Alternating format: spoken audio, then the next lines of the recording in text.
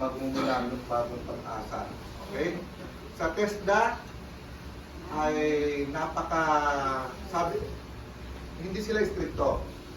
Tapat sila sa tungkulin nila na kapag kayo ay inassess at kwalipikado kayong lumabas, ibig sabihin handa na kayo magserbisyo.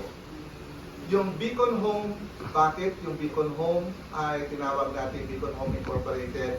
Kasi ilalagay namin kayo kung saan kayo nararapat. Kaya Beacon, you have to get these people, reach these people, aid these people. Yun pa yung Beacon. Home, ilalagay po natin siya sa naayon na kung saan nagbibigay ng bagong pag-asa. Okay.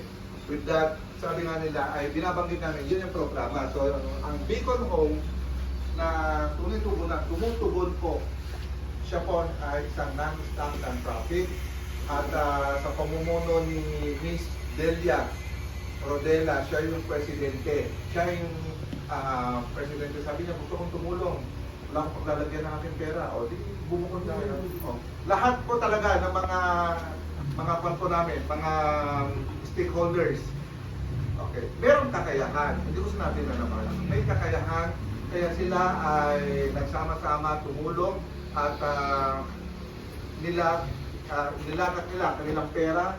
Okay, nilagay nila sa bangko kapag may mga activity, nandito po sila. So, ito po yung building na to, sa kanila po galing to. This money worth of 3 million, lahat po, paano po nabuo ito, galing po sa kanila yan. Wala pong galing sa PNP, but they desire to help the PNP.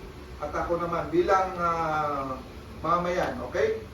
Dalawa po yung mukha po pagdating. Isa mo kung ano yung hinihingi ng PNP, mga projects nila ay nandito po yung Beacon na sumusuportan po sa kanila. Isipin mo, yun ang trabaho lang. Kapag may request ng PNP, ilalapit ko sa Beacon and they have to okay. The chairman, who is the owner of the Green San Lorenzo Builders, and then yung San Lorenzo Builders, siya po yung gumagawa ng Greenfield. Lahat po ng bahay sa Greenfield na nakita yung malaki, sa kanya po, siya po yung contractor noon. Kung nakikita yung mga bata, o pumasok ka dito, ang ka nag-video. Tingnan mo, mga bata, nakikita lang nila ako dito. Sabi ko, kasi sinasalamin ko na, ayaw ko mag-vlog. Pero sabi nila, kailangan bago ko namin tulungan. Gawin mo yan, ipakalat mo.